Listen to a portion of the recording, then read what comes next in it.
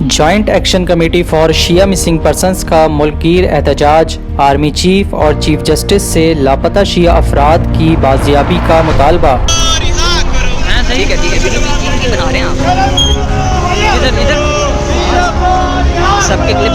تفصیلات کے مطابق اتوار کو لاپتہ افراد کی عدم بازیابی کے خلاف joint action committee for Shia missing persons نے ملک گیر یوم احتجاج منایا۔ یوم احتجاج کے تحت ملک کے اہم ترین شہروں میں لاپتہ افراد کی فوری بازیابی کے لیے علامتی مظاہرے کیے گئے۔ احتجاجی مظاہروں میں بچوں، جوانوں، خواتین اور بزرگوں نے کثیر تعداد میں شرکت کی۔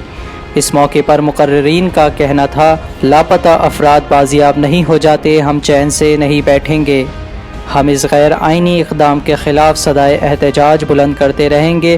رہنماؤں کا مزید کہنا تھا کہ پاکستان میں جاری شیعہ لاپتہ افراد کا مسئلہ انتہائی حساس ہوتا جا رہا ہے اور شیعہ لاپتہ افراد کے اہل خانہ در در کی ٹھوکریں کھاتے پھر رہے ہیں۔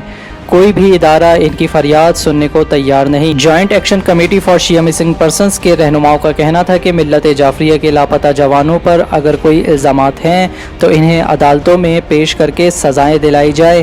عدالتوں میں پیش نہ کیا جانا اس حقیقت کو واضح کرتا ہے کہ ملت تشیع کے جوانوں کو بلا جواز حراست میں رکھا ہوا ہے۔ مقررین نے وزیر اعظم، army chief, chief justice of Pakistan سے مطالبہ کیا کہ اس اہم مسئلے کی سنگینی کا ادراک کریں اور ان خاندانوں کے دکھ کو سمجھیں جن کے بچے کئی سالوں سے لاپتہ ہیں۔